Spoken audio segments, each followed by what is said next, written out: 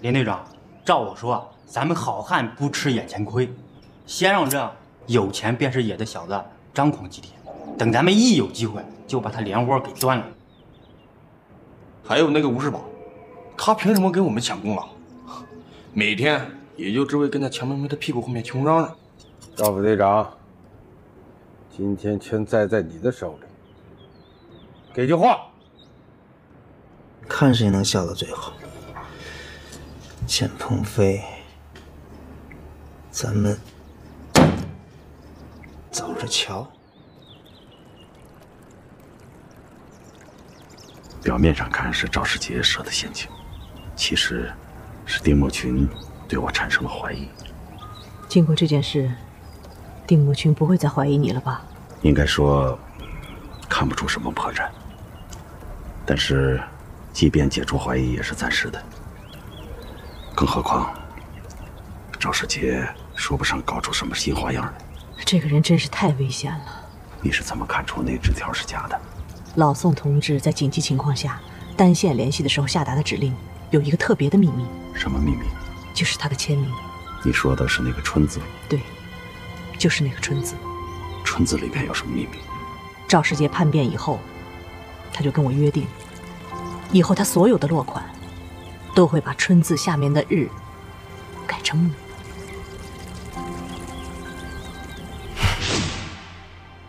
我想起来了，那个纸条上村字的底下不是一个木字，是个日字。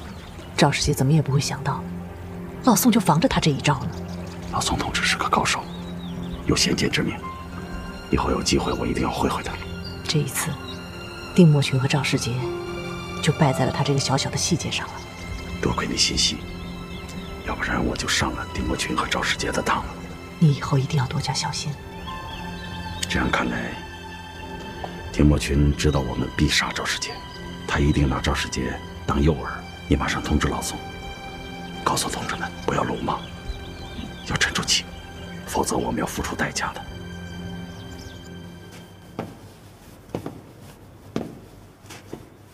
报告，谁让你不敲门就进来的？啊？副队长，是，你闭嘴！我告诉你，我最讨厌人家不敲门就进来了。滚出去！敲门重新来。是。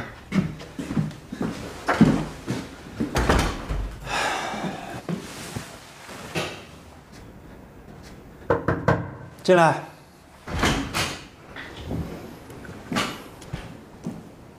我也同样不喜欢不敲门就进来的人。主任。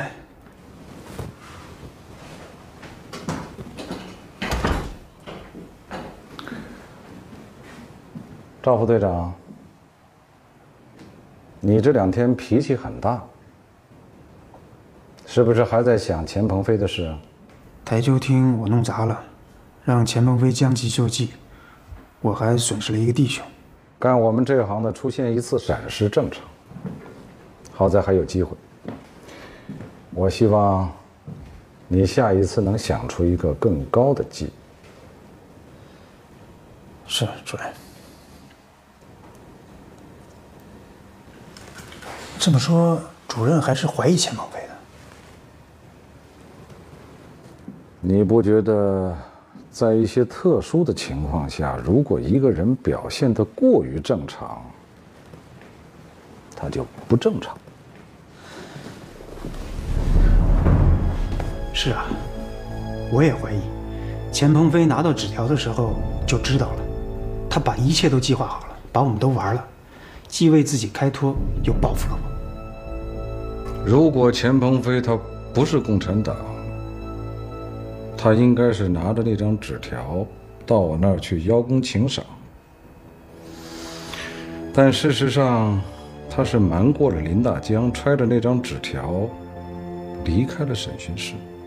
但是他没来找我，他去找谁了呢？后来，吴队长跟我说，他是在厕所碰到了钱鹏飞。在这段时间里边，他都做了些什么呢？我猜想，他一开始的确是真的上当了，但是后来是什么原因让他意识到自己上当了呢？后来跟吴队长的那一段，只不过他是想掩盖他那个错误反应而施的金蝉脱壳之计罢了。所以我思来想去啊，赵副队长，你设的这个陷阱露了破绽。主任，您分析的真对，我一定总结教训，再给他设一个圈套，我就不怕他不往里钻。吃一堑长一智吧。如果钱鹏飞他的确是共产党，你这么一搞，等于就是提醒了他，让他再上当，难了。那您的意思是？你不是怀疑他跟尚小兰有点儿？啊，主任，你也觉得尚小兰？他从审讯室出来，一直到去台球馆之前，的确是去了尚小兰的医务室。既然要抢功，去医务室干什么呀？对呀，干什么呢？肯定不是谈情说爱了。哼哼，所以啊，要搞清楚他去到医务室找尚小兰到底是什么事。赵副队长，这件事情就交给你办了，盯住尚小兰，看看她最近有什么可疑的动向。是，这件事情只有你知道，不要告诉林大江。有什么可疑的情况，直接向我报告。是，主任如此信任我，万死不辞。这2天我要参加清乡会议，如果没有什么特殊的情况，不要来打搅我。是。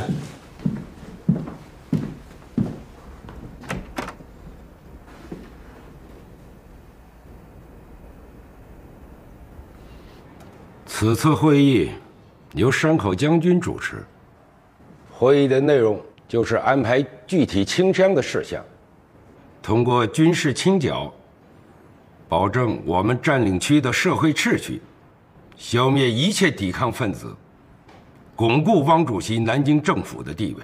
汪主席非常重视这次清乡，并且成立了清乡委员会，他还亲自担任委员长。对于这次会议，派了专门的代表，希望能够跟皇军尽力配合，达到预期目的。我们的任务是提供情报，特别是新四军的情报，还有保证会议安全。安全方面由云子负责。是。丁主任，我向你借一个人。您太客气了，您怎么能说借呢？我那儿的什么人不是您的人呢？您要借谁呀？关小姐。关小姐跟这次会议也有关系吗？山口将军是一个武迷，他到了上海这个大都会，我不想让他失望。啊，明白。您是想让关平路小姐陪山口将军跳舞？绝妙，山口将军一定会满意。木村将军，由你去接关小姐。嗨。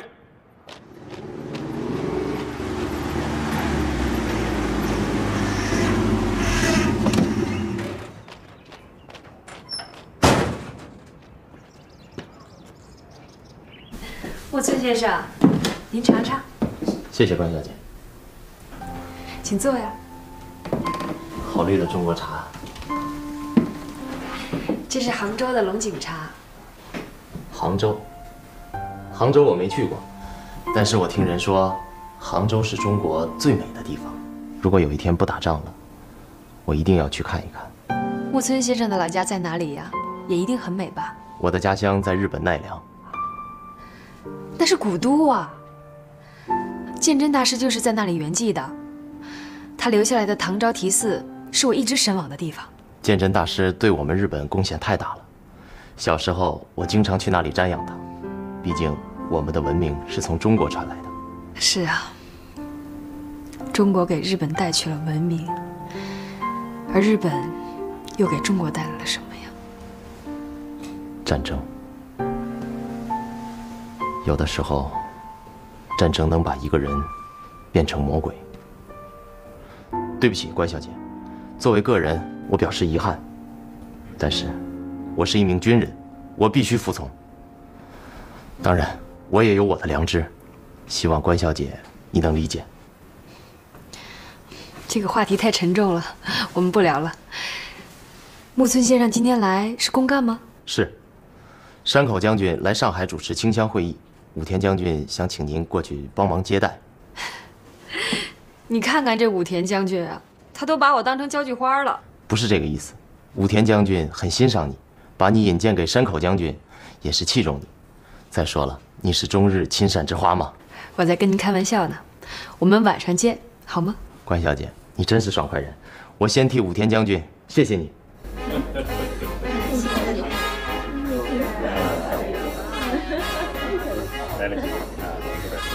山口将军到。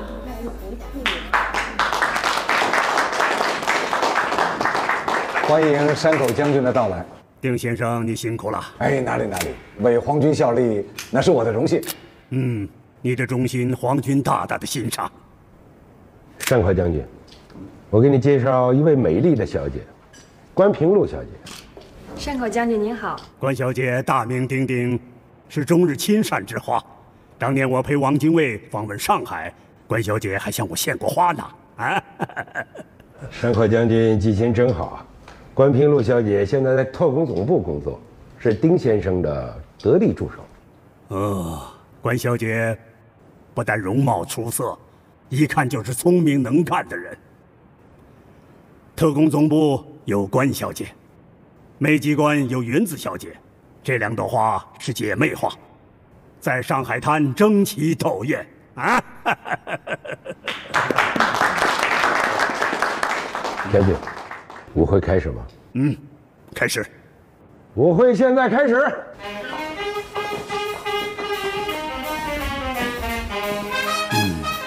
跟关小姐跳舞真是一种享受，艺术的享受。将军过奖了，将军的舞步训练有素，是我见过最好的舞。你看到了，山口将军今天很高兴。看来是迷上了关小姐。关小姐，不瞒你说，我年轻的时候梦想当一名舞蹈演员，受过专业的训练。哎呀，那可是可惜了。可惜什么？可惜日本少了一位舞蹈家呀。可是多了一位将军。我觉得他没那么简单，他是一个很复杂的人。云子，我看你对关小姐是有成见。你要记住，再强悍的女人，她终归还是个女人。将军，我想问您一个问题。您是喜欢做将军呢，还是喜欢做舞蹈家？我很想听听关小姐的意见。要我说呀，我还是喜欢将军做舞蹈家，因为我喜欢舞蹈，不喜欢打仗。关小姐，你确实与众不同。这样的话，还没有人敢当着我的面说呢。将军，我这样说，您不会生气吧？我是女人，但就凭我是女人，我觉得她是一个不简单的人。两个漂亮的女人在一起，就会变成两只刺猬。关小姐，我今天非常高兴，我但愿在上海这几天，天天都能看到你。这个我恐怕不能答应您。为什么？因为我只是您的舞伴呀，舞会一结束，我的工作就结束了。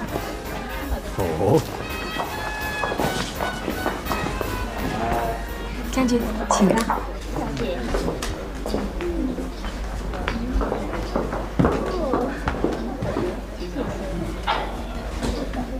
武田将军，我希望会议期间，关小姐能留在这里工作。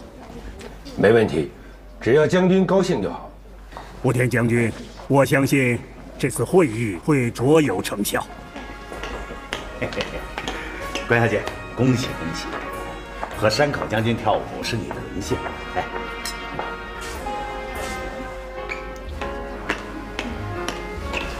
法搞到倾向会议的内容。我已经跟他说了，就看他上不上钩。谢谢你啊，钱队长。上钩已经上钩。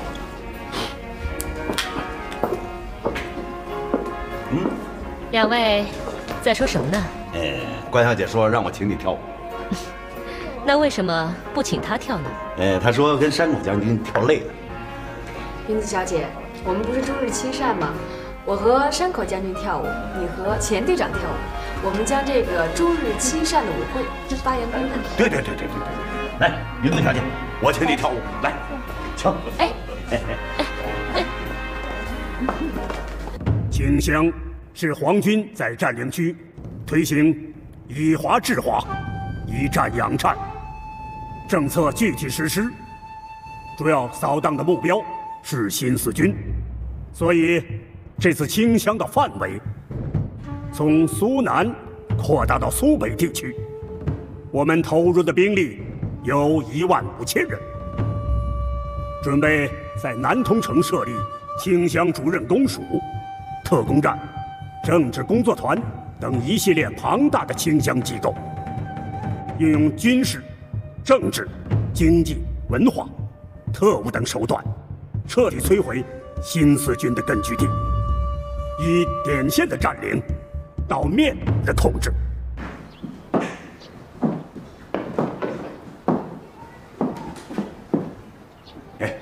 迷信，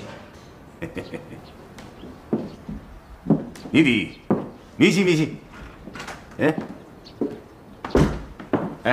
英子小姐，你们日本人都这么目中无人吗？你什么意思啊？我想跟他们说说话，他们都不理我。他们是来执行任务的。那咱俩聊聊。跟你没什么好聊的。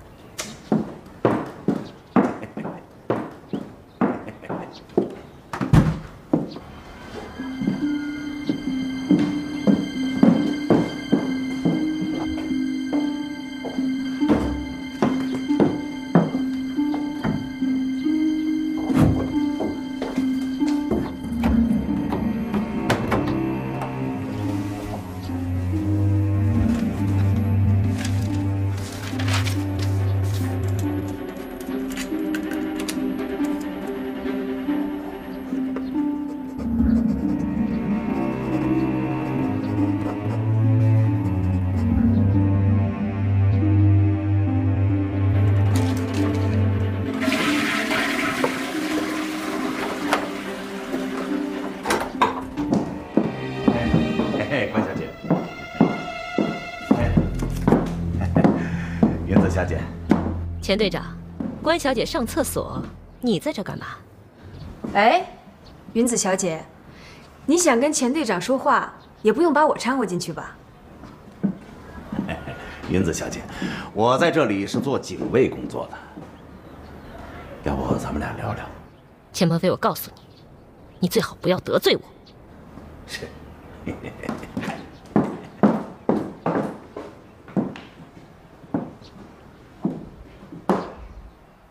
好，来，两位，谢谢太君，谢谢太君。山口将军亲自做的清乡计划，严谨慎密，我想一定会马到成功。新四军大大的狡猾，情报工作还需要武田将军和丁主任。当然，军队的情况，我要求严格保密。我一定尽全力效忠皇军。来，关小姐，我给你倒上。太君请你喝酒，我也请你喝酒。来，你干什么呀？我请你喝酒啊。喝酒就喝酒，你把手搭我肩上干什么？报告，钱队长，你得什么的干活？我得请他喝酒。去，下去，请。嗨，下去。嗨。关小姐，不要害怕，有我在，没有人可以对你非礼。请。钱先生平时就是一个随便的人，今天多有得罪，请您原谅。我回去一定好好教育。我自罚一杯。他妈的，谁得罪你了？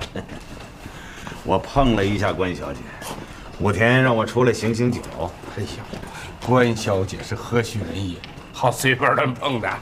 我光棍一条，我不碰女人，我碰谁啊？啊？这个武田他妈王八蛋！你喝多了。他不让我在这儿喝，我出去喝去。我出去喝去。还喝呀？喝死你！哎呦！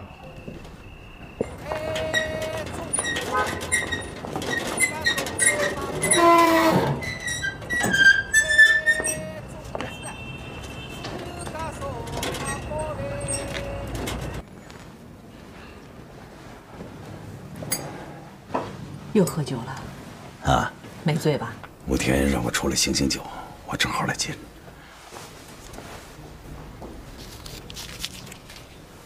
刚刚搞到的日伪倾降计划，敌人增兵了，从苏南扩大到了苏北，形势很严峻啊。这份情报很重要，你得赶快把情报送出去。放心吧，我一会儿就去。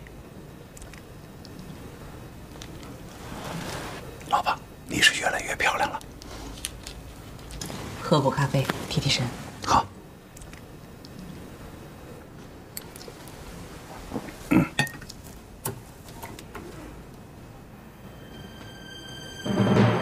有人在监视我们。谁？一个卖糖葫芦的老头。我上次来这咖啡馆的时候，好像也见过他。是谁呢？有可能是赵世杰，化了妆的。留着他真是个祸害。他现在不光盯上了我，也盯上了你。干掉他！他身边不是一个人，肯定还有手下的人，弄不好我们会上钩的。你快走，我对付他。不行，你手上有重要的情报。你先走，我去把他引开。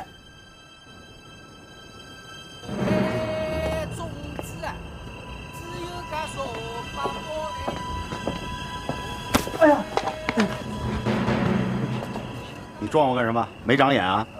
大爷，没有啊，是您撞的我呀。我撞了你？啊！你他妈的找打呀你！啊！哎呦！怎么打？这老头子怎么老头子打呀？老头？他是老头吗？哎，这怎么回事？哎，子弹，他不是老头，他假扮的。你鬼鬼祟祟的干什么？钱队长，我在执行任务。是钱队长，这是个误会。闭嘴！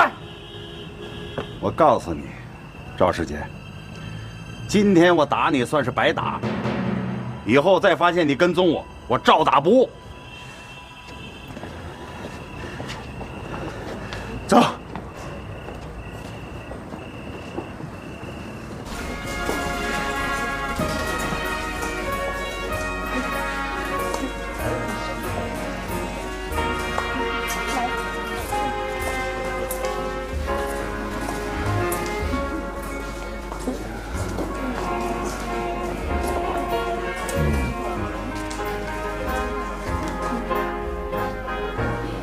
丁先生今晚很高兴，看出了。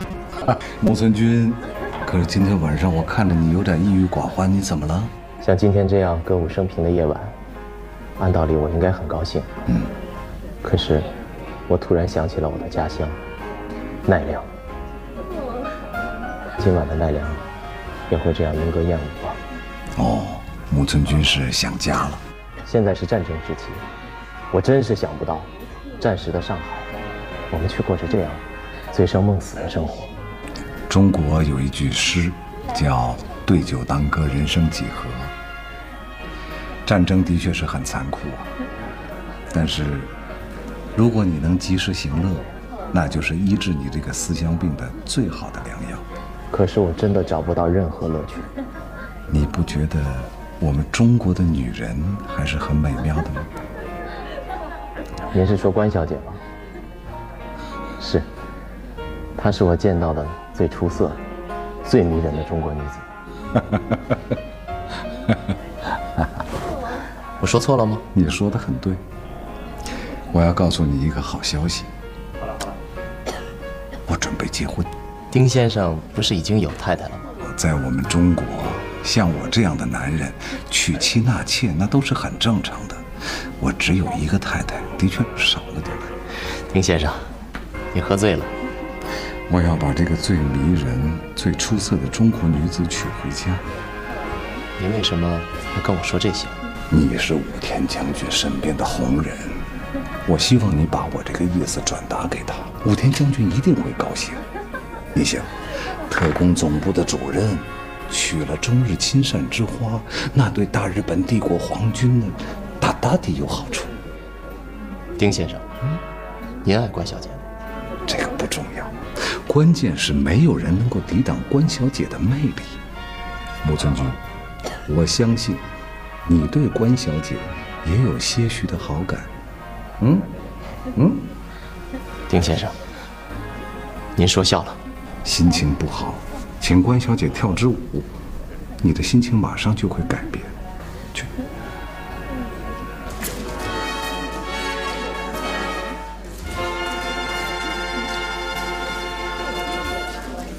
关小姐，请。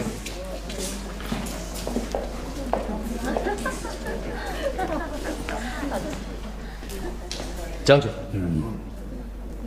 关小姐，我可以请您跳一支舞吗？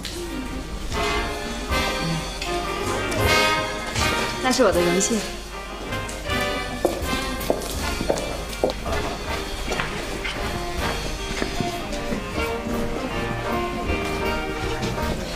木村君，你怎么看上去不太高兴啊？关小姐，有一句话，我不知该不该跟您说。说呀，我们可是无话不谈的好朋友啊。谢谢你这么看得起我。丁主任很看重你，不，我是想说，他很喜欢你。你就是想说这个吗？他刚才告诉我，他已经等了很久了，而且没有人可以阻止他。什么意思？我不想说的太多，对不起。我就是想提醒你一下，他有一些个人企图，而且会马上付诸行动。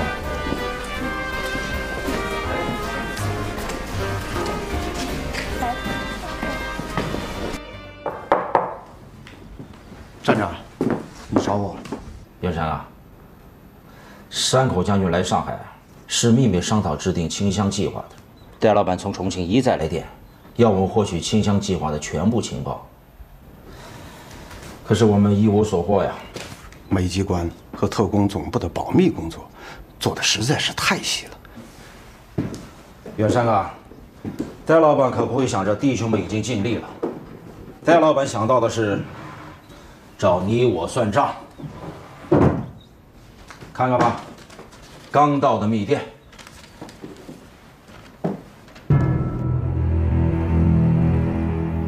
戴老板要处置我们。上海站行动屡屡受挫，重要情报一无所获，唯你们二人实问。看来戴老板要动真格的了。什么行动屡屡受挫，重要情报一无所获？哼！我看最主要的是我们没有搞到经变中，戴老板没脸向蝴蝶大美人交代，现在把板子打到我们屁股上了。袁山，戴老板的牢骚是你可以随便发的吗？我多嘴了，可这也是实情。只要我们不搞到经变中，我们向戴老板就没法交代。没法交代也得交代。戴老板雷霆震动可不是闹着玩的，所以我们必须在清乡计划上做点文章。这于三界死了，林大江现在对我们是避之唯恐不及。再说，这么重要的机密会议，他林大江未必就知道内情。那咱们就另起炉灶。站长，你有主意了？你来看，这上面的2张照片。关平路，山口将军，这……关平路现在名声越来越大了，像这样的汉奸，人人可以诛杀之。杀关平路，这行吗？对，杀关平路，拿他的脑袋向戴老板交差。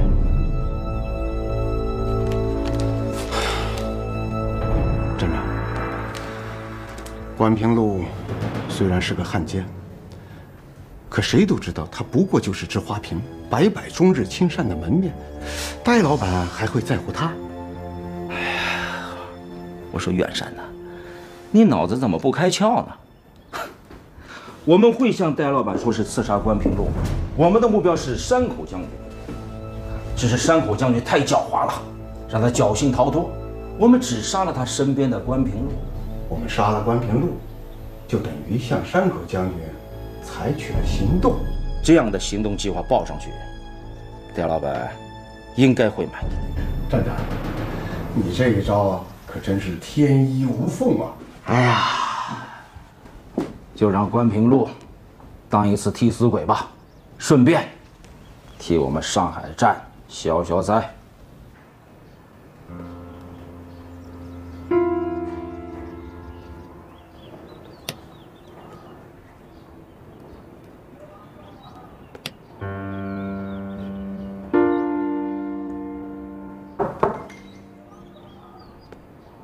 请进，主任。平路啊，我来看看你。您请坐。不用了。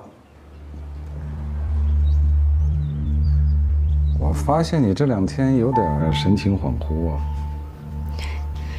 可能是有点累吧。山口这个老东西天天要跳舞，把你折腾坏了。现在好了，他走了，可以好好休息几天。主任，您找我有事儿啊？九叔说旗袍店来了点新的布料，我想带你去看看。那我们去吗？你先去，我要给武田回个电话，我随后就到。我等您一起去吧。哎，不用了，武田的电话不知道什么时候才能完。平路啊，我很理解。一个女人心情不好的时候，最好是能换一身衣服。干爹，原来你是关心我呀？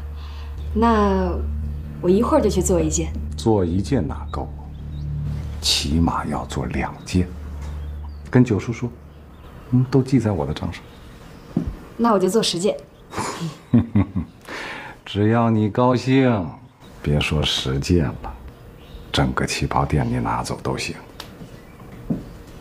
那就一会儿见。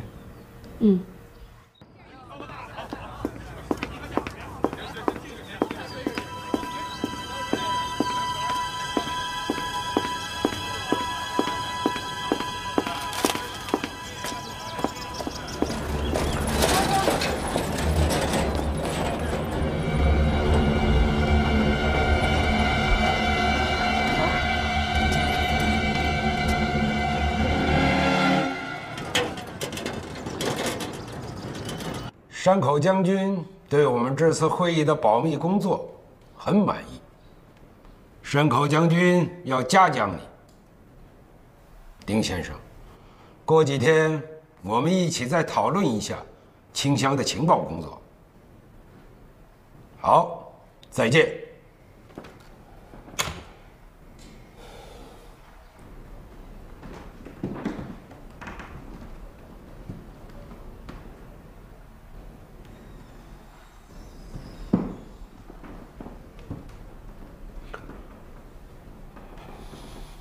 云子，没有什么事儿，你就走吧。云子，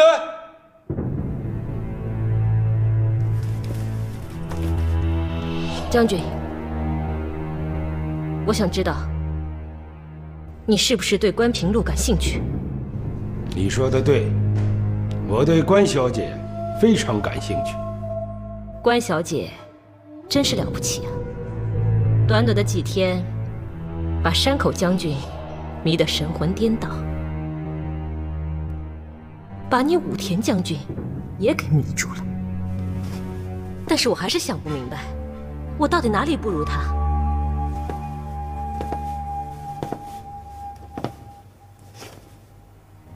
云子，你没有不如他，你很优秀，尤其是作为一名军人。这么说，我作为女人就不如他了。我很喜欢你穿着身军装，英气逼人。在将军的眼里，我永远是大日本帝国的一个战士，而不是一个女人。有些事情，你没有必要争。你的职责就是一个战士，哪怕你穿上和服，你也是一个战士。那要是我也穿上旗袍呢？你会用欣赏的眼光来欣赏我吗？你在吃醋？你以为我对关小姐会有那种意思吗？因为你看她的目光让我嫉妒。那不是我看她的目光，那是所有男人看她的目光。这次山口将军对关小姐很满意，我再一次的体会到了一个女人能做男人办不到的事情。那将军是不是也这样期待我呢？云子，你知道吗？丁默群要娶关小姐做姨太太。有这样一回事啊？丁默群这个无耻的人，关平路会答应他吗？答应不答应是他们的事。我现在对这个关小姐倒有很多的疑虑。将军的意思是？你想过没有，关小姐一步步地接近丁默群，她的目的何在？然后，她又成了特工总部主任的小老婆，这些实在是耐人寻味。将军，对不起，我刚才误会你了，我还以为你对关平路感兴趣呢，原来你是在怀疑他。我总感觉得到，关小姐跟钱鹏飞有一种特殊的关系，而且现在钱鹏飞这个人，我们对他又非常的不了解。我看这件事儿，我们最好不要插手。说实话，我也不希望丁默群娶关小姐。将军，你很英明，但是丁默群他未必会听你的。我倒要看看这些人到底是什么个嘴脸。你想象一下，关小姐如果穿上红色的旗袍，会是一种什么感觉？像个新娘子，非常漂亮，没有人能比得了。看来你还是有点想象力的。跟我去趟旗袍店吧，过2天我会给你一个惊喜。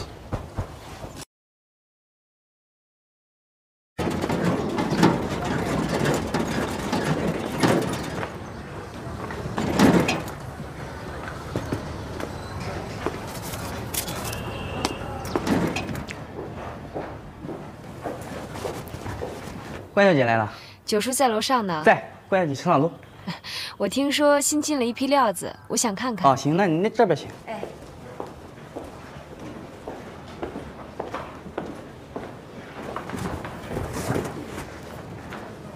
哎，您看一下。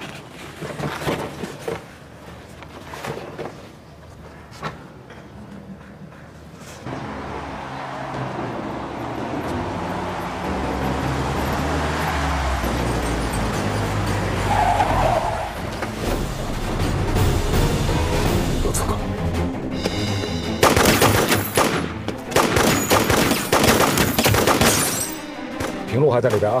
快开车！快开车！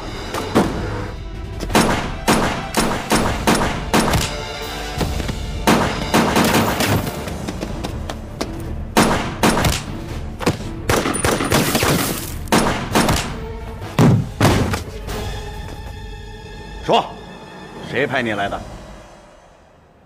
你现在不说，到了特工总部照样得说。关小姐，起来吧，没事了。钱队长，你又救了我一次，这都第几次了？怎么要跟我算总账？走吧。哎，你这鞋怎么没了一只？他不知道。快走吧，快！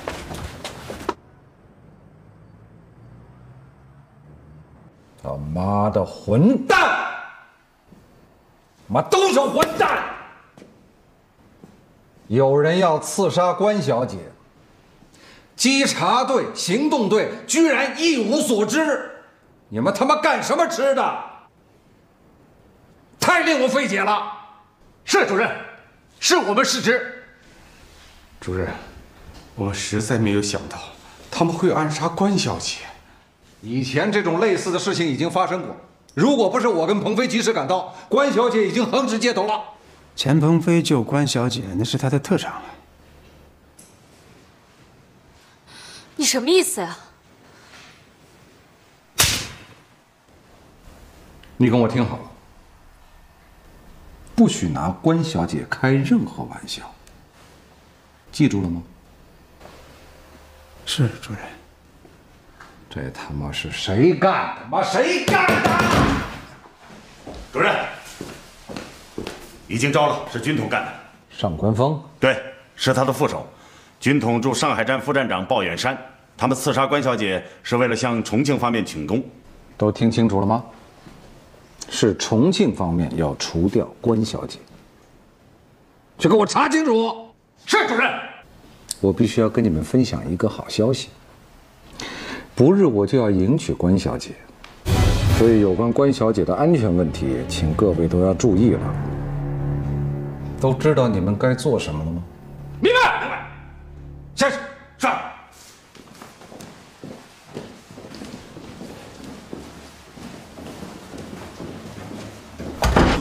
赵副队长，挨了主任的耳光，感觉怎么样？钱队长，这关小姐也是你的梦中情人吧？可惜啊，她现在不属于你。秦兆子，昨天晚上你跟踪我的事儿，我还没找你呢。你他娘的想找死啊你！啊？你想干什么呀？我想干什么？你说我想干什么？哎，洪文兄，别跟这种小人一般见识。走，喝酒去。我说赵副队长，你到底是跟谁过不去呀？我跟谁都过不去。跟谁都过不去，切，那他妈可死定了。今天让你受惊了，我向你保证，以后再也不会发生类似的事儿了。干爹，你刚才说的话，让我觉得很震惊。你能不能别再叫我干爹了？你这么称呼我，不明摆着是谢绝吗？可是您就是我的干爹呀。平罗，我跟你说实话，我有这个想法不是1天2天了。可是考虑到敏之的感受，我一直在犹豫。但是今天这个事情发生以后，坚定了我的想法，我一定要保护你，要让你安全。所以，我想把你娶回家。当然，更重要的是，我跟敏之这么多年一直膝下无子，那我们家的香火不能断在我手里，你明白吗？丁先生，婚姻大事绝非儿戏。我觉得您这样做好像是不太恰当。你怎么也要跟我商量一下，征求我的意见吧。是，我刚才心一急就给说出来了，但你要知道我是认真的。对不起，丁先生，我不能答应你。为什么不能答应我？因为这么大的事儿啊，我要跟我爹商量啊。你说的很对，是应该跟你爹商量一下。你爹他们那个戏班子现在不在上海吧？不在上海。明天我就派人把你爹和他的戏班子接回来。我都不知道我爹去哪儿了，您上哪儿找他呀？你都忘了我是干什么的？这么一件小事由我来办。啊？那好吧，等我爹回来了，我跟他商量商量。平罗，你别让我等太久啊！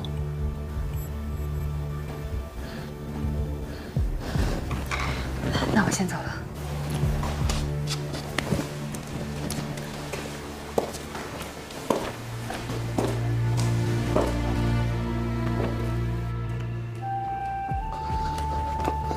平路，你等一下。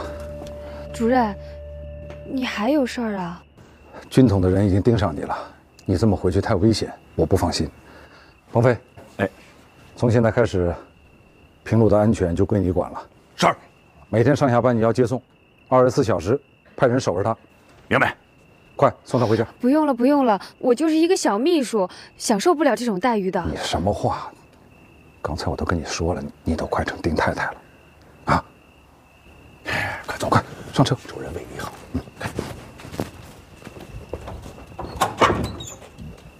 走了。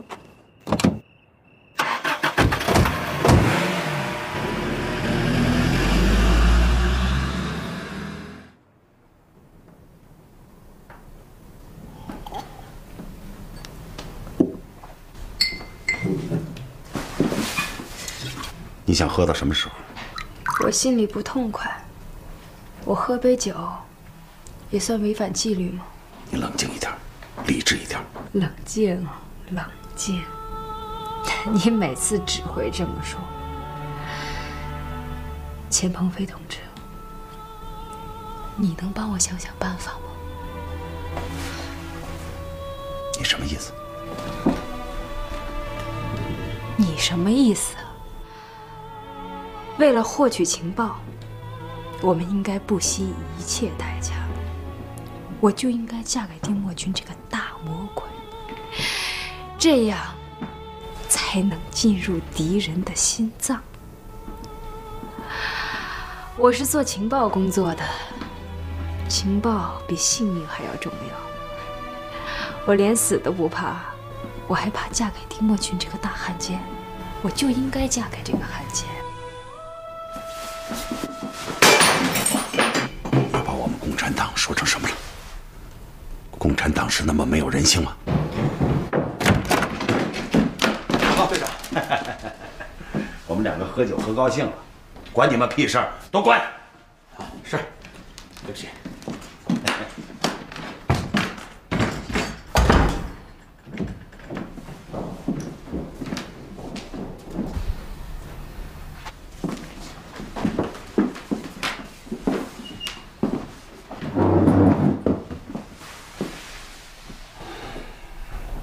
平路同志，我知道你心里不好受，我心里也不是滋味。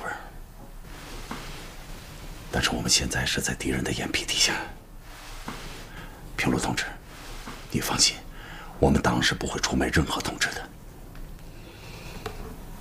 对不起，刚才我确实是有点冲动，我不是一个好党员。你要把自己身上那些小资产阶级的东西都抛弃掉，这样才能成为一个真正的共产党员。你是不是觉得跟我在一起特别的累啊？是很累。如果有下辈子，我不会和你这样的美女在一起。那你现在后悔还来得及。我不后悔，因为这是我们党的工作。平路同志，这件事情你不要着急，我们一定会有办法的。你这件事情先拖着，拖的时间越长越好，先不要跟他来硬的。我一定会尽快的跟组织上取得联系，让组织上拿一个决定。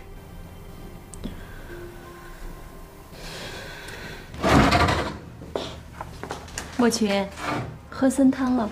哟，夫人，来来来，谢谢谢谢。我正要去找你，你先坐先坐。来来，过来过来，坐。什么事儿啊？有件事儿，我想跟你商量一下。你说。我要娶关平路。你说什么？我想娶关平路。你疯了你！她是你干女儿，哪有干爹娶干女儿的？我就知道，你当初你让他叫我干爹，就是为了断了我这念想。我上回让过你，这次我绝不能再让你了。丁茂群，你他妈不是人呐你！啊！你让你干女儿做你小老婆，你以后怎么在上海谈婚啊？敏之，你到我们丁家这么多年，没有生过一儿半女，我们丁家不能断了后。我现在不是在跟你商量，我告诉你结果，你同意也好，不同意也好，就这么定了。你个王八蛋！你他妈不是人！你哪有干爹亲干女儿的？你简直就是个魔鬼！你不是人！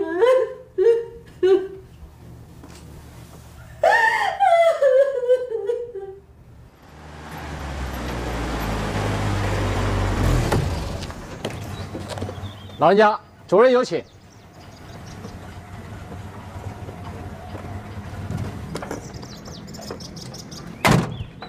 请。我说话是从来不食言的，说要把老人家请回来，他就必须得回来。进来。主任，老人家到了。对，赶紧请。哎呀，老人家，来欢迎欢迎。平路，这是什么地方？这是特工总部，这是我们丁主任。老人家您一路辛苦了，来，请坐吧。不敢，我这个戏班子就是主任下令滚出上海的，现在我莫名其妙的又滚回来了，只敢站，不敢坐。老人家说话真有意思。主任，我爹他脾气大，你别介意啊。我就喜欢有脾气的人呢。你看平路像您，有脾气，我喜欢。主任啊，这大老远的把我请过来，有什么话直说。老人家，您这么大岁数，别站着，来，咱们坐着说。来，您坐着，我们踏踏实实的啊。老人家，坐。老人家，请您来就是要跟您分享一件天大的好事。你这儿还有好事啊？没听说过，我只听说此地血腥气很重。哎，平路，咱爹有话要说，你就让他说完嘛。咱爹？谁是你爹呀？您呢？我请您来就是要跟您宣布一个我的决定，我要娶您的女儿平路为妻。什么？你要娶平路？对呀。你看我这年龄是稍大了一点，但是我喜欢平路。我呢，家里边有太太，我准备娶平路为二房。当然这是名分上的事儿，日后您相信我，我一定会善待平路，好好呵护她。不可能，这不可能啊！这有什么不可能的呢？世界上有不可能的事儿吗？平路是个好孩子，一提到婚姻大事，说一定要跟父亲商量。我觉着他是有孝道之心的，所以今天请您来，我想跟您商量商量，您到底是同意还是不同意呀？我同意又怎么样？那么不同意又怎么样呢？您要同意，我们在上海滩就办一个最风光的婚礼，您不也跟着沾光吗？您要是不同意，当然您怎么会不同意呢？为什么？我丁某人的决定已经做了，你说在上海滩还有谁敢反对的吗？是，我是一个小百姓，反对不了主任的决定。可是丁主任，你也是个读书人，那你知不知道礼义廉耻这几个字啊？老人家是要跟我上一课，您说，我洗耳恭听。你认平路为干女儿，那你就是他的长辈。这长辈娶小辈为妻，那岂不是乱了伦理纲常？岂不是禽兽之为，人所不齿也？说得好，说得很好，老人家。但是圣贤之书我也读过1、2本，相信里面有一句话您一定知道：不孝有三，无后为大。丁家现在没有续上香火，我想请平路帮着续一下。您说这样一件大孝之事，恐怕连天都不敢反对吧？老天爷我管不了，可我是平路的父亲。哎，我希望您这句话尽量还是不要说出来的好。我已经做了决定，老人家，如果我娶不了平路的话，丁某人誓不为人。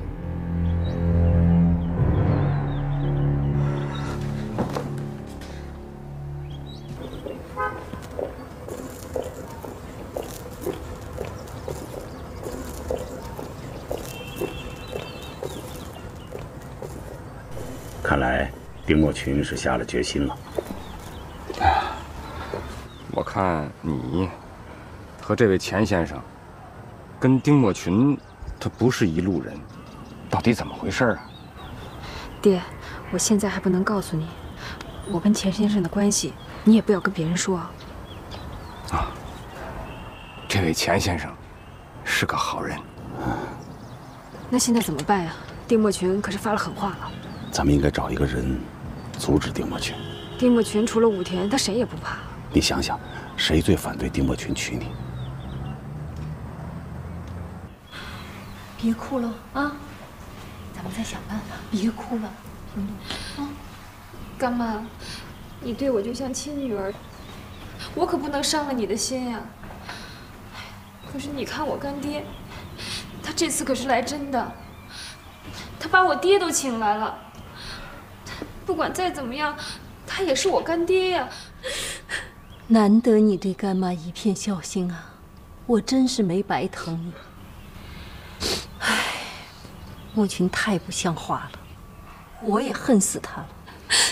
干妈，你对我这么好，我可不想让你伤心。平路，你别哭了啊，你的心思我明白了。你爹是什么主意啊？太太，平路他娘死得早，您这么心疼平路，我感激不尽。这事儿还得由太太您给平路做主啊。干妈，你就给我做主吧。这个时候，他已经走火入魔了，跟他来硬的，我看他都要杀人。干妈也帮不了我。现在唯一的办法就是，你找一个喜欢的男人嫁了。他就是有3头6臂，也奈何你不得呀。干爹已经这么说了，他已经向我求婚了。你说，我要是找了别人，他能放过我呀？这个你不用担心，有我呢。只是，你愿不愿意嫁给别的男人？我就算是愿意，我又到哪儿去找啊？唉。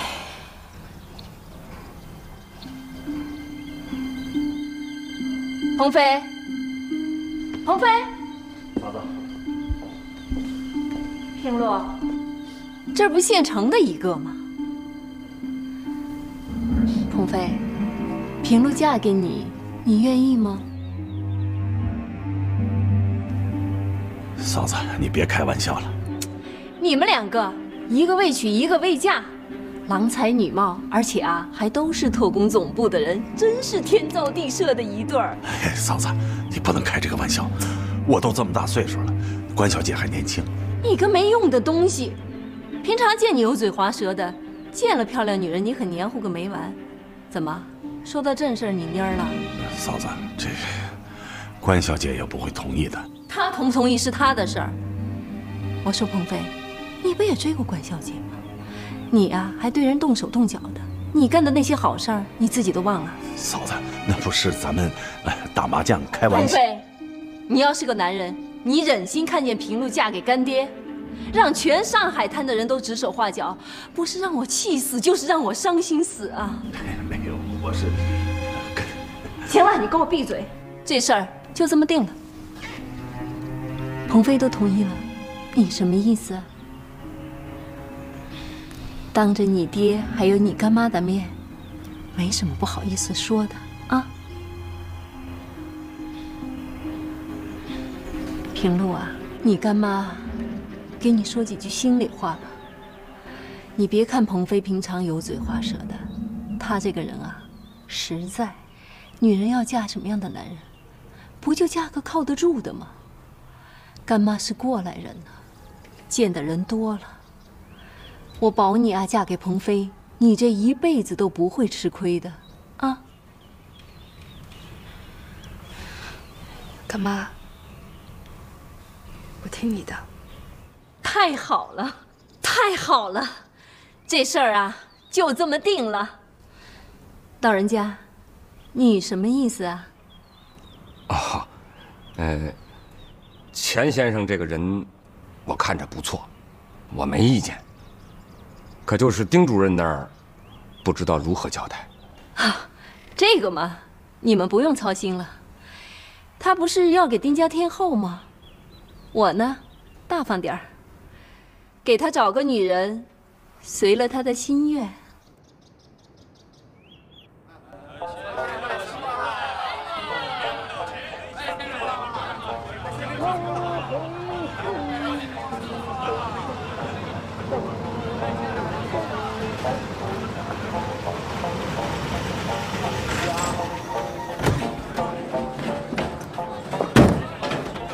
关先生，关小姐，请。爹，你慢点。你说我让你去我那儿住几天吧，你就是不肯。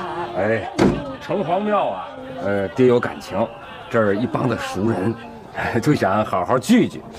哎，陈果，你跟你爹聊一会儿，晚上我来接你。谁让你来接我呀？不用你拍马屁。我这马屁没拍好。这孩子，他这个太任性，你不要见怪。没事没事，习惯。还说习惯了。平时的脸皮比城墙拐弯还厚，关键时刻不像男人。谁不像男人？你像男人，你看着我往火坑里面跳。你说这孩子，走吧，再见啊！哎，再见！哎，再见，再见。你个丁默群，你对我不仁，别怪我对你也不义。我要让你看看我曹敏之的手段。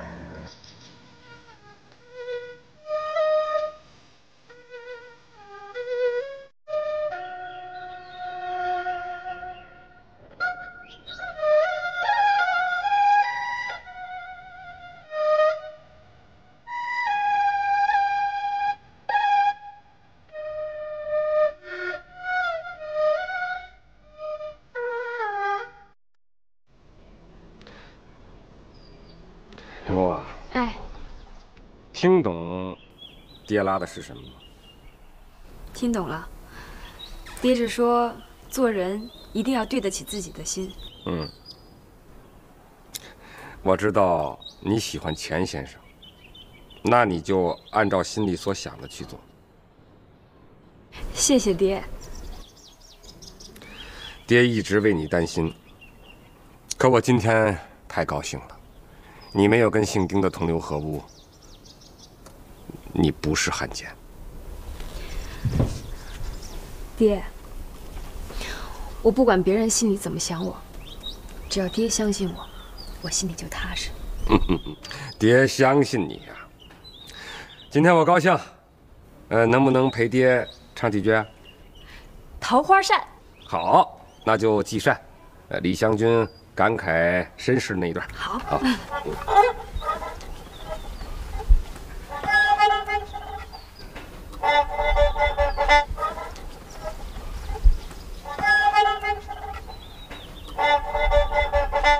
奴家湘君也是无奈，用了可虐之计，得罪全省之间，这是孤身之因。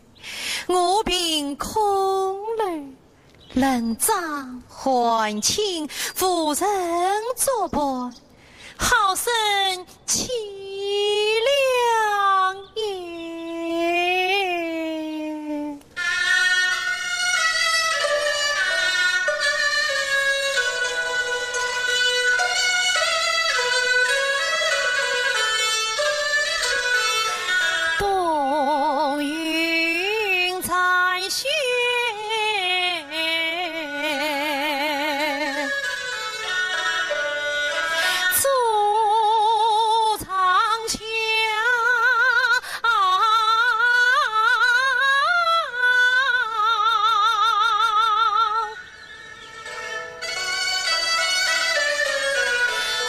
红儿也与人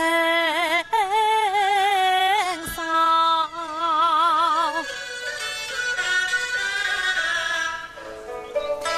栏杆电视，帘幕挂冰雕，谈人相笑，声声晚风俏，声声晚风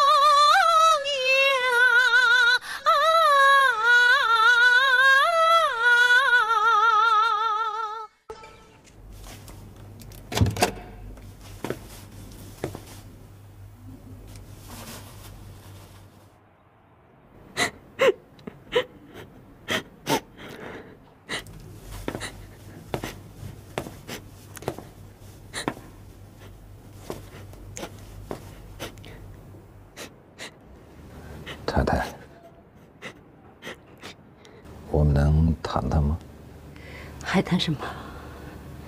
你不都决定了吗？是，我知道这么做有点对不起你。你看，我们结婚到现在，虽然你没有给我生下一儿半女的，其实我打心眼里是非常尊重你的。那都因为是我给你的，要不是我，你现在还是穷小子，街头的混混，瘪丝儿。是，您说的一点都没错，所以，要不怎么说我一直感激您呢？我想这样，您说行不行？我娶了平路之后，第一，您当然还是大太太，您的地位不能撼动；第二，所有的财产都归你；第三，平路住外边，不影响你的正常生活。你想的可真周到。是，所以您也不能枉费了我一片苦心。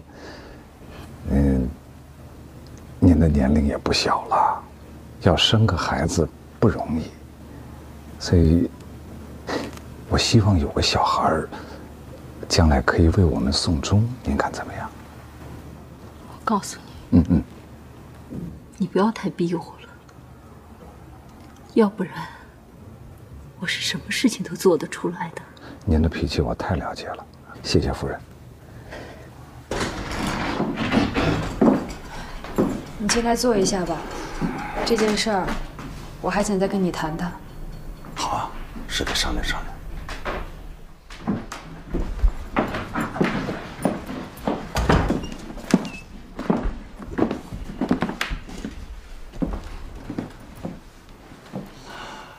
你是领导，你发话吧。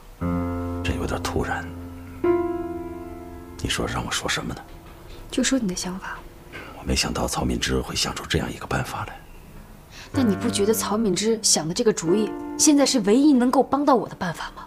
平路同志，你先冷静一下。没关系，你也不要太勉强。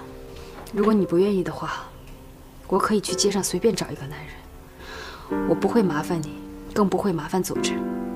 反正我死都不会嫁给丁默群的。平路同志，你千万别着急，你放心，总会有一个解决办法的。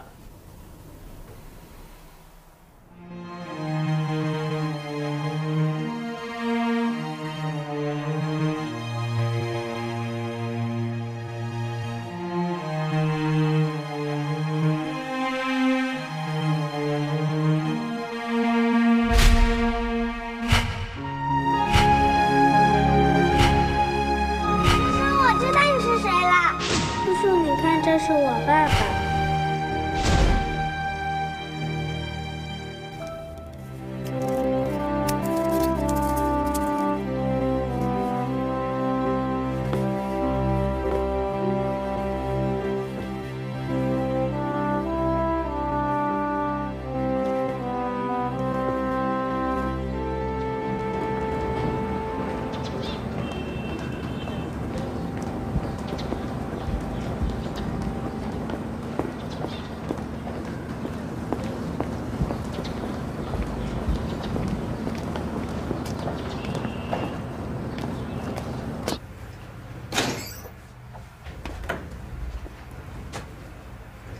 小姐，里边请。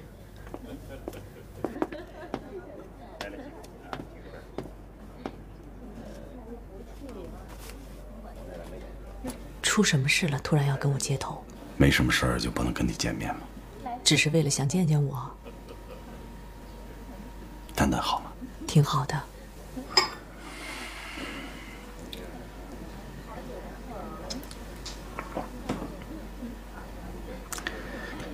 这咖啡太苦了，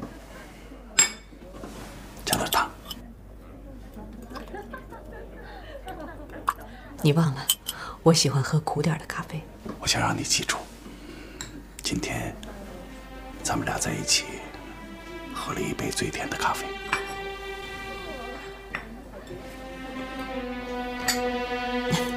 你想甜死我呀？你有心事，鹏飞。说吧，什么事儿？丁墨群要去关平路。有这种事儿？是。这也太荒唐了吧！我当初打入丁墨群身边的时候，是告诉他们我没有结婚，所以曹敏之也一直认为我没有结婚，这样他就把我给拖进去了，让我和关平路结婚。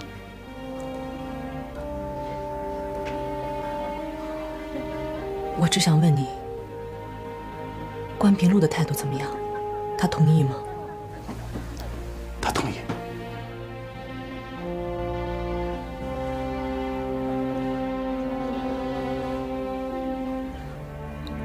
换做我也会同意的，只要不让丁墨群那个衣冠禽兽糟蹋就行。咱们出生入死这么多年，我从来没有像今天这样不踏实。虽然我是你的丈夫，但是我无权做出决定。鹏飞，这件事你千万不要有太多的顾虑。我相信组织上会安排好的，我服从组织的决定。没想到你这么豁达，来的时候我还怕你想不通。知府莫若其嘛。不管你做什么，记住，我都相信你。小兰，我一直认为你是一个任性的女人，以前咱们也没少吵架，看来是我错了。这几年的离别，让我学会了，也懂得了宽容和信任。我永远都会记住，今天我喝的这杯，世界上最甜，也是最苦的咖啡。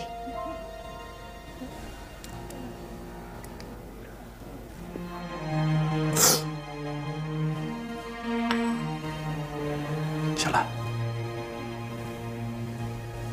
我能帮你一下？在这儿吗？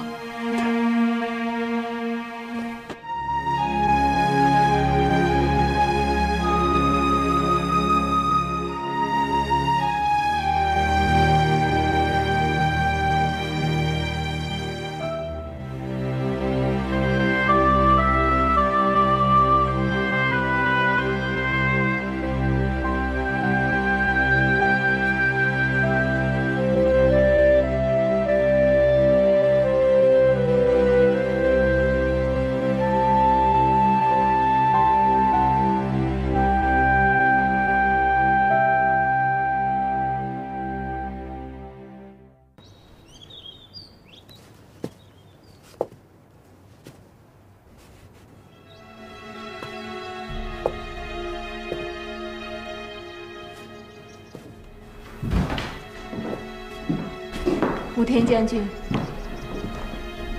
丁太太，什么风把你给吹来了？不是风，是火。火？什么火？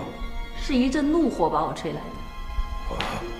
说得好，丁太太，没想到你也是个文化人，请坐。武田将军，我曹敏之出身可是书香门第，论学识不在他丁默群之下。这些年我为了他，才放弃了在外面施展才华，沦落成家庭主妇。你说我冤不冤？丁太太，你是来向我诉苦的？我不是来找你诉苦的，武田将军，我是来请你帮我一个忙。什么忙？丁默群要娶关平路做小老婆，武田将军已经知道了吧？这是丁先生的私事，我不便插手。是吗，武田将军？丁默群可是关平路的干爹，哪有干爹娶干女儿的？这怎么说也是个丑闻吧？我们大日本皇军也不喜欢这种丑闻。既然不喜欢，那就不要让这样的丑事发生。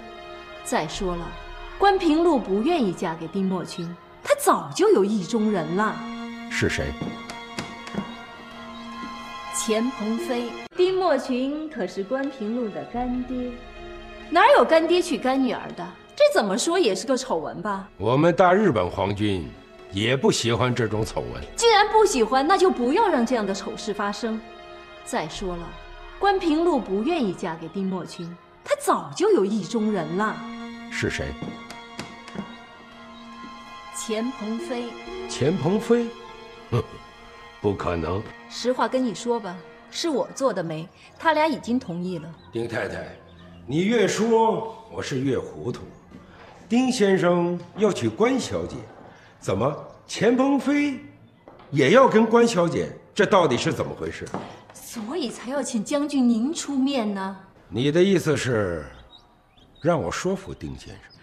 丁先生娶关平路最重要的理由是要给丁家添后，这个我可以答应他，而且也替他物色好了一个人选。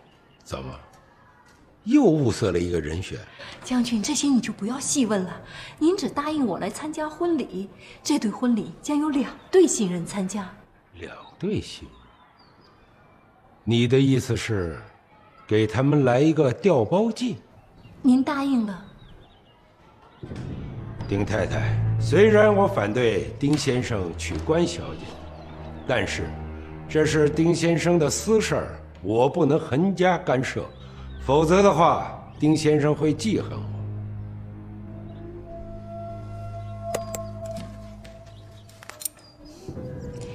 那我要是死在你面前，你也会这么说吗？你想干什么？我已经是一个伤了心的女人。一个伤了心的女人是什么都做得出来的。武田将军，不出1分钟，这把剪刀将刺进我的胸膛，你的办公室将血流成河，留下一具蒙受屈辱女人的尸体。整个上海滩哗然。冷酷的武田将军合谋丁默群主任，逼死一位善良的女人。丁太太，虽然我很同情你，但是我最恨的就是有人来威胁我。武田将军，既然这样，您何不做出一个明智之选，让一个伤了心的女人永远记得你的恩德，也让一个一向自以为是的男人永远臣服于你的权威之下？看来你是说服了我。武田将军，您答应了。小兰同志，鉴于你和鹏飞同志的夫妻关系没有暴露，也为了今后便于工作，当然，更主要的是帮助平路同志摆脱丁默群的魔爪，领导上同意，钱鹏飞同志和关平路同志假结婚。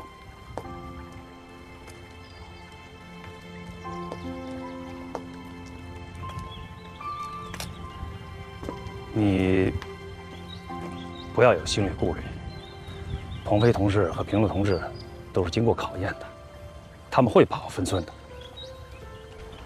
老宋同志，你别说了，我已经跟鹏飞表过态了，我相信组织，相信他。你太了不起了，不愧是鹏飞同志的好妻子。他还有一个好女儿，这件事儿不能跟你女儿说啊，她还小，会受不了的。老宋同志，你多虑了。我根本就没有告诉丹丹，在上海还有鹏飞这么个爸爸，也没有让鹏飞跟丹丹相认，所以丹丹一直认为，他的爸爸已经不在了。我想等到他长大，会明白一切的。对，现在主要的难题是在平路那边，我想鹏飞应该跟他说清楚，是假结婚。至于你和鹏飞同志的夫妻关系，我想还是等适当的时候，让鹏飞同志再告诉他。好的，我看得出来，平路其实挺喜欢鹏飞的，这也实在为难了鹏飞。什么问题、什么困难能难到鹏飞同志啊？尚小兰同志，你还是尽快的把这个组织上的决定告诉他。我知道，我们约好了5点钟碰头的。哎，对了，我在城里开了个小书店，以后我们就在那儿碰头。书店的地址你可以告诉鹏飞同志，如果出现紧急情况，他可以直接来跟我联系。好，我知道了，那我走了。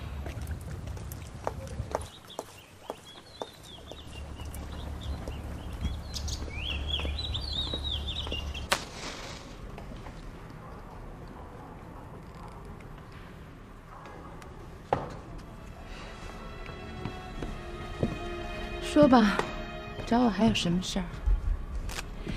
我给你的生活费，比你在戏班子可多多了。要是不比这里好，我去你那儿干什么？他可是个有头有脸的人，我可以给你个名分。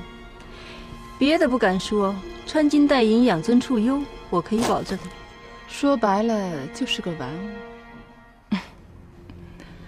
不过太太你放心，拿多少钱做多少事。那你答应了？我会做好的。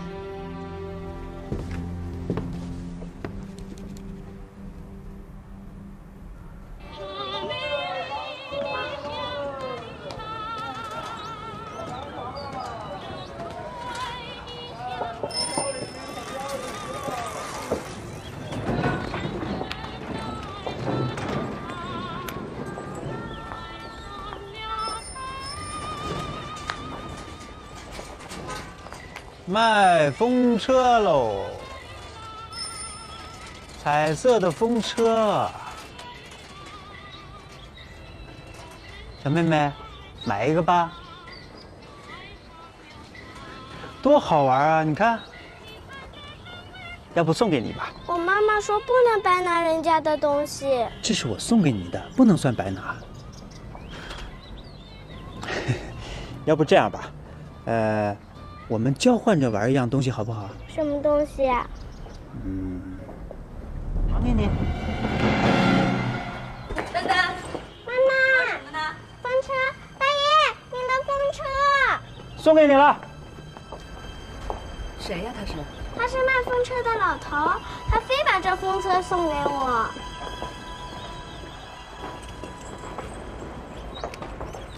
丹丹，记住妈妈的话。以后不认识的人给你的东西不要，你少跟别人打岔，啊。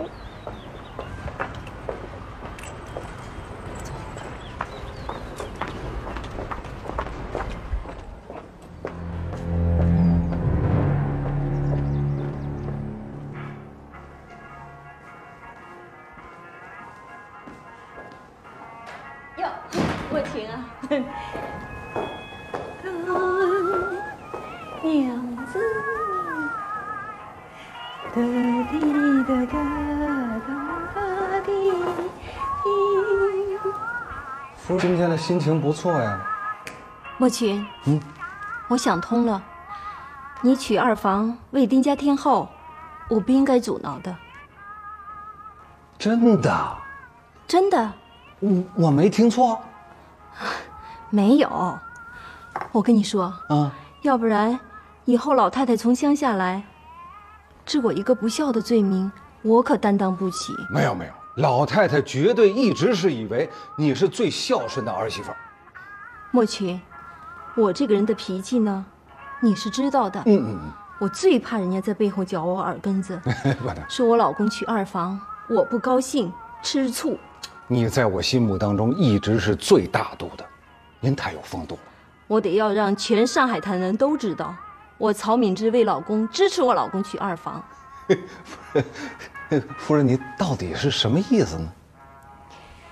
很简单，你呢就答应我2个条件。别说2个、20个、200个，我都答应。夫人，你说。第一嘛，这个婚礼呢由我来操办，好，我要办的轰动整个上海滩。你想的太周到了。哎，第二，你呢是特工部的主任，又是上海滩的名人，你的婚礼一定得找一个镇得住的人来，你说是不是？那是没错。我请武田将军来。武田将军，他乐意吗？武田将军已经答应了，他说成全别人的喜事是一种美德。这个王八蛋这么多年就说了这么一句人话。那这事儿就这么定了，这地点嘛，定在上海饭店，时间就定在明天晚上。明天晚上好。我这就去操办。好。你啊，什么也不用管。平路那儿你也不用管。我呢，这个当干妈的全给他包了。你就打扮的年轻一点儿，出来做你的新郎官，喝交杯酒就成了。哟，我忘了，莫群，鹏飞也要结婚。鹏飞也结婚？我怎么不知道呢？哦，这大概是他不好意思说吧，有点太突然了。我跟你说也一样嘛。新娘子是谁呀？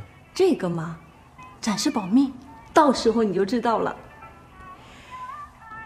哎呦，瞧我这记性！鹏飞的婚礼啊，也由我来操办。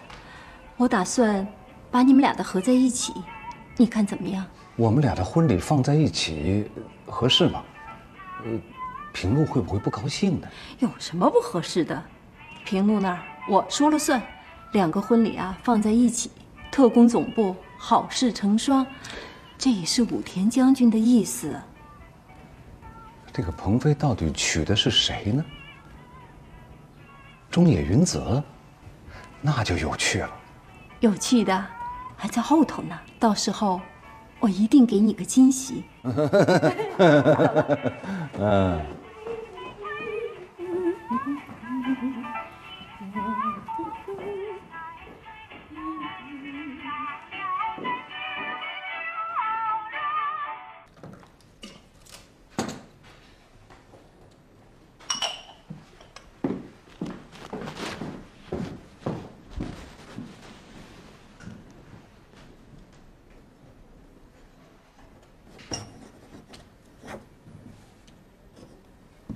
队长，有主意了？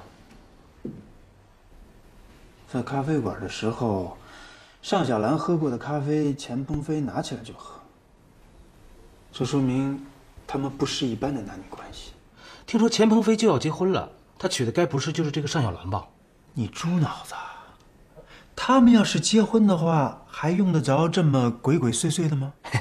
队长，我大头只长脑袋，没长脑筋，笨。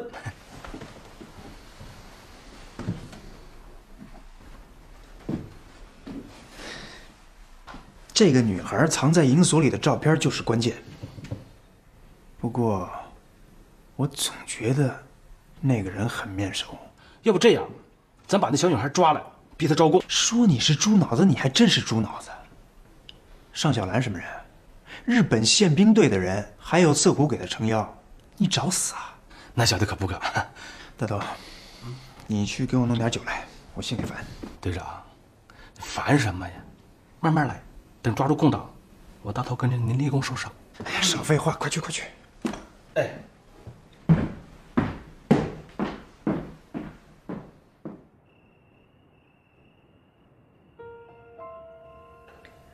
鹏飞，虽然你跟平路是假结婚，但我心里还是很难受。鹏飞啊，我有许多的心里话想说，可又没人说。现在我明白，我们干地下工作的，最难熬的除了险恶的环境，还有寂寞，海一样深的寂寞。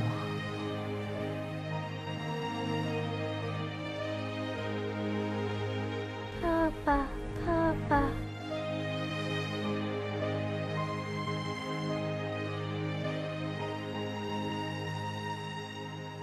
可怜的丹丹呢？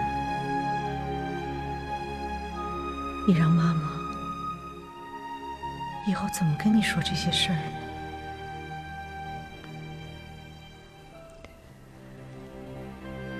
还好，妈妈有你，有你，妈妈就不觉得寂寞了。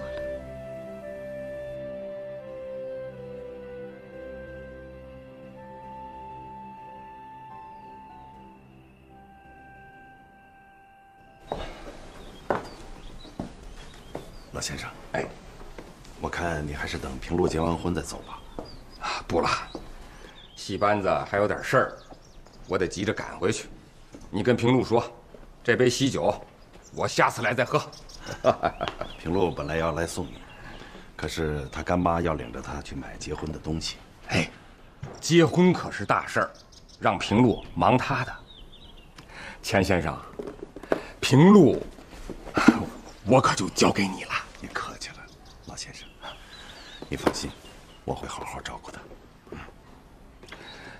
你们要想做的事儿，我不懂，可是我信服你，钱先生。平路能有这个归宿，我心里踏实。我送你到车站。请。你爹真的不来参加婚礼了？我爹说了，有您操办他放心。他突然间戏班子有点事儿，就赶回去了。这不鹏飞去送他了吗？啊，老人家脾气还挺倔的。平路，我都安排好了，武田将军来主持婚礼，你啊就风风光光的当你的新娘子吧。干妈，干爹现在知道这件事儿了吗？他还蒙在鼓里呢，不过我跟他说了，给他个惊喜。干爹的脾气你也知道，他万一要是当场发作了，这可不是小事儿。都已经在婚礼上了，他认也得认。我请武田将军来，就是为了镇住他。他再蛮横，再想发作，当着武田将军的面，他也不敢啊。干妈，我担心你，他会不会对你？我已经做到了仁至义尽，他还能怎么样？平路，你就放心吧。可是我心里还是觉得有点害怕。有干妈在呢，你不用怕啊。干妈，你对我真好，我都不知道该怎么感谢你了。女人不心疼女人，还有谁心疼啊？你跟鹏飞啊，别看平常吵吵闹闹的，但你心里啊是喜欢他的。这次就随了你的心愿吧。干妈。哟，嫂子来了。鹏飞，你小子可交狗屎运了啊，还不来谢我这大媒人？谢嫂子，以后我天天给你捶背。你别跟我油嘴滑舌的啊！我告诉你，这可是一朵鲜花插在了牛粪上。谁牛粪？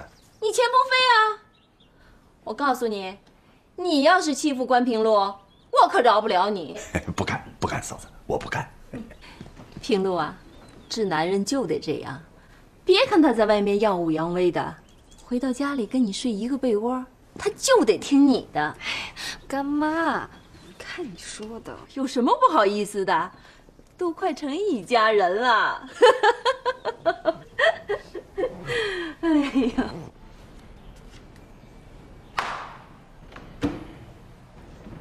我还是不明白，将军为什么还要去趟这个浑水？难道就因为曹敏之威胁你要在面前自杀吗？没人敢威胁我。死100个曹敏之，在我这就像死一只蚂蚁。那将军你是曹敏之的一句话打动了我。他说，如果这样做了，就会让一个自以为是的男人臣服于我。那将军的意思是，要整治一下丁默群，让他有所收敛。对，这尽管是丁默群的私事，但是我要让他知道，尽管是你的私事，也得由我说了算。将军真是英明。丁默群现在是越来越自以为是、胆大妄为了。我们要教训他，让他明白，他永远是我们养的一条狗。这一回，丁默群是哑巴吃黄连，有口说不出。我倒要看看，这回他是如何丢脸。丁默群得不到关平路，肯定会当众出丑，必定引为平生奇耻大辱。丁默群关心关小姐，不是1天2天的事儿。最好的，永远也得不到。其实，将军对关平路很有好感。这个支那女人就那么吸引将军吗？不许胡说！将军，关平路不能给你的，我都可以给你。你要知道，在这个世界上，有时候男人也是很软弱的。将军，不是想着关平路吗？那你就把我当成他好了。银子，你是个军人，军人的天职是服从。你永远也不要猜测我心里在想什么，你明白吗？将军，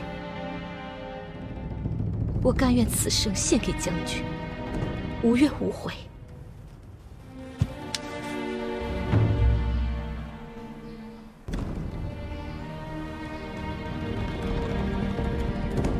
叶子，我谢谢你。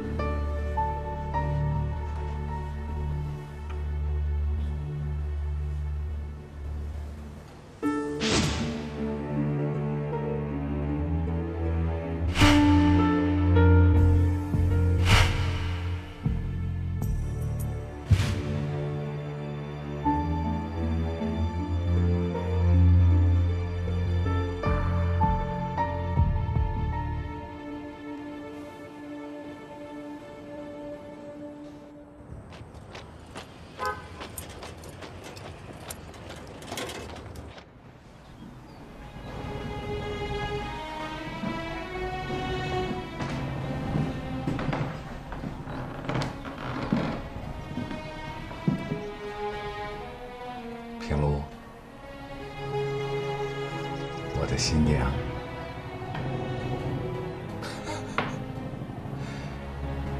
你今天太美了。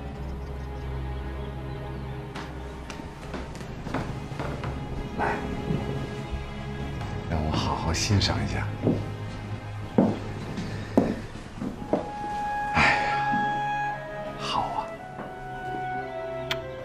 我要陶醉了。平路啊，我想跟你商量一件事儿，好不好？你知道，我收藏的旗袍里面，九凤旗袍是我的挚爱，所以我今天晚上特别希望你能够换上九凤旗袍参加婚礼，这样你就嫣然是一位皇后了。这不合适吧？这有怎么不合适的？今天我就是皇帝，你就是皇后，晚上我就可以抱得皇后归了。换上吧。等你走了我就换。晚上我们就要入洞房，你还有什么不好意思的？现在换。平路，听我的。平路，你怎么在这儿啊？我来看看平路准备的怎么样。我想让他今天晚上穿上9凤旗袍，这样这不更喜庆吗？不行，结婚是大喜，新娘子得穿新的，这是老规矩。你看，我都准备好了，大红旗袍，2个新娘子一样的。2个新娘穿同样的旗袍，这不是乱套了吗？亏你想得出来，这还能乱套了？行了，这没男人什么事儿，出去吧。行了，平路，我希望你还是能穿上9凤旗袍。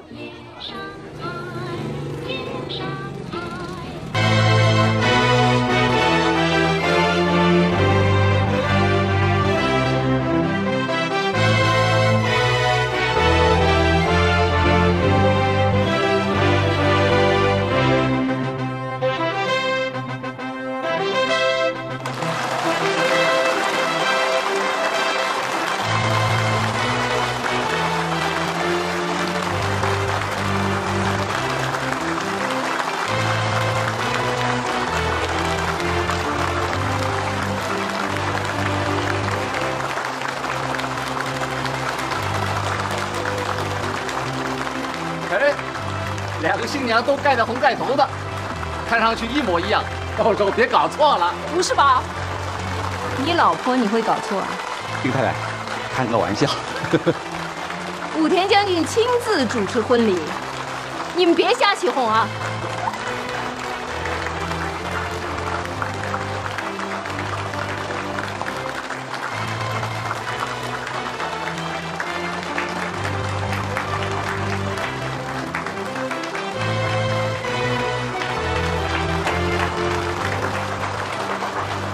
丁先生，这是你。谢谢将军。钱先生，这是你的。哎，谢谢。我宣布，婚礼现在开始。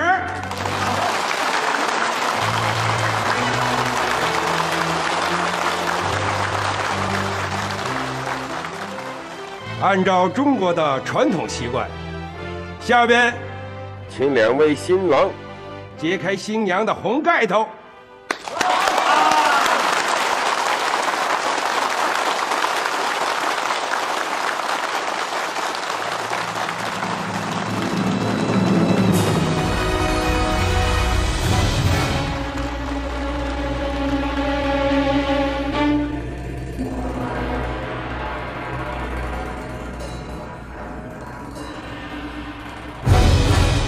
陈先生，把新娘的盖头掀开。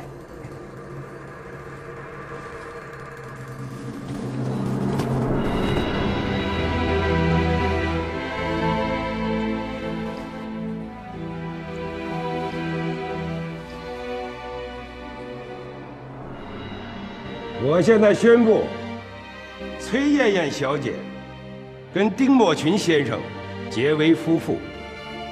钱鹏飞先生跟关平路小姐结为夫妇，大家掌声欢迎！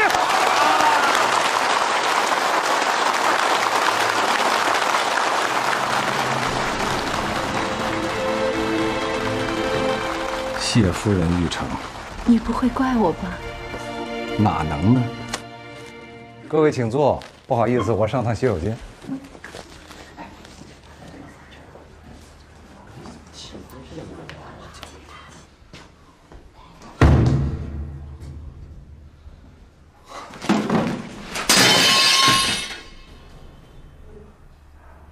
丁先生，你这是怎么了？生这么大气？将军，我是受人之托来给你举行婚礼，你看看，大喜的日子，你怎么能把新娘一个人扔呢？自己走了？你是不是对我主持的婚礼不满意啊？不，将军，我想这一定是个天大的误会。我要娶的不是这个女人，这个女人我根本就不认识。搞错了。我要娶的是关平路小姐。你娶谁，我无权干涉。听你话的意思，是我把新娘搞错了。这要传出去，可就成了天底下的大笑话了。我们大日本皇军里，难道还有这么糊涂的将军吗？没有愚蠢的将军，只有愚蠢的特工部的主任。丁先生，婚礼上不能少了新郎，请吧。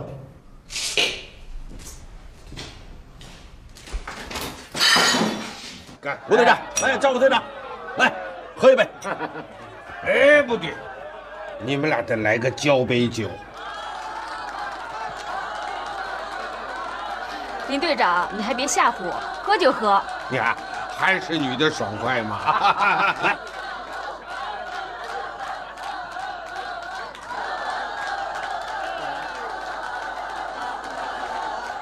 我爱你，我爱你。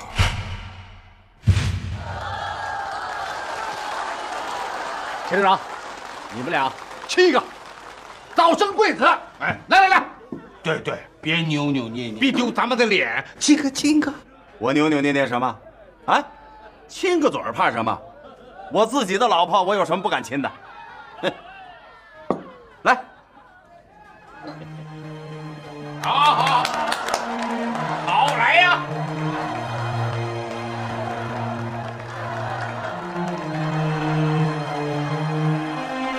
张医生，喝酒。张医生，你怎么了？没事。哎，喝酒。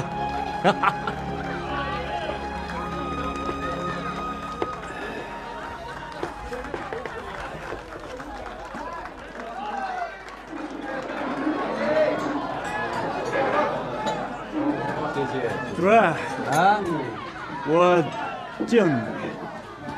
赵先生，酒可是个好东西啊，它可以让高兴的人更高兴，痛苦的人更痛苦，孤独的人更孤独。我敬你。你喝多了吧？没有。你看，今天关小姐可真是迷人呐。你到底想说什么？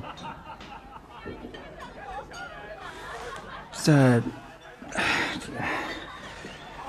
这个屋子里，有情场得意的，也有情场失意的。我敬你，咱们俩也算是同是天涯沦落人了。谁他妈跟你同是天涯沦落人？来，出去！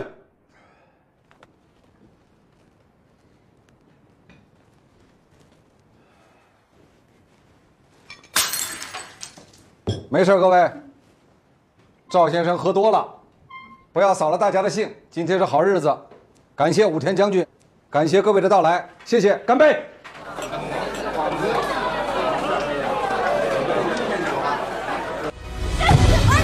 你这个臭娘们儿，你设了陷阱让我往里钻是不是？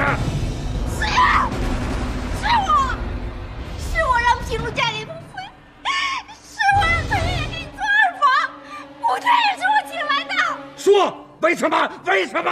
你不想要儿子吗？我找陈月来，他屁股大，比你生儿子。我要娶的不是那个姓崔的，我要娶的是关平路。你装疯！就怕你杀了我！你个没良心的，你杀死我吗？你杀呀！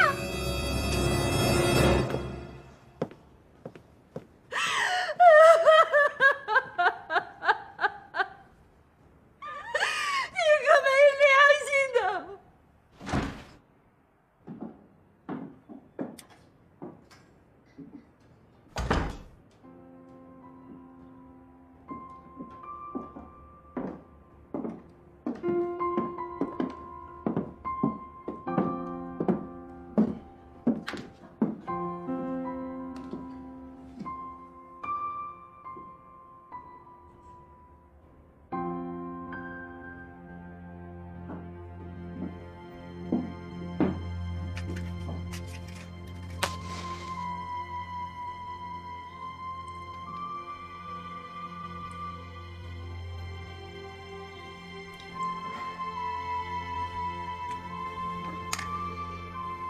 平路，有件事我要告诉你。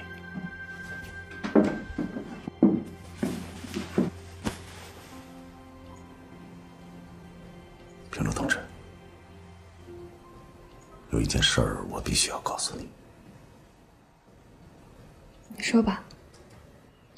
我结过婚，我有妻子。你有妻子？我们是战友，在延安结的婚。后来我打入了国民党的部队，南京沦陷后，我又回到了延安。这次是受组织上的指派，我打入了丁默群的身边。为了不引起他的怀疑，我对丁默群说我没有结过婚。他呢？他也是从事地下工作的。他在上海吗？这是我们宪兵队最漂亮的上一生。这个不能告诉你，这是秘密。以后你会知道。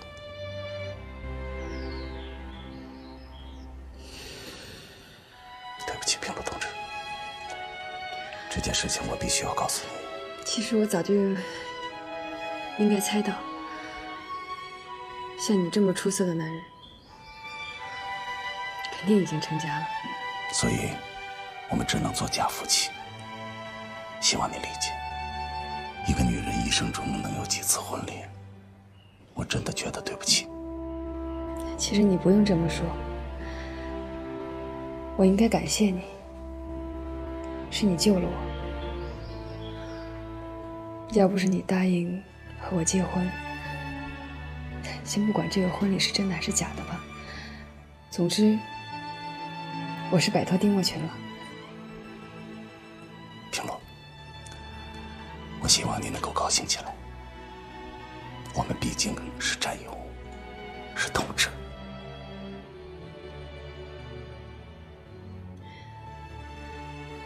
我还记得我第一次见你的时候呢，你这个人看上去流里流气的，一点都不正经。可是我们现在却变成了知根知底、生死与共的战友。我真的没有遗憾了，我很知足。我们是在为党工作，我们是在完成一项伟大的事业。我明白。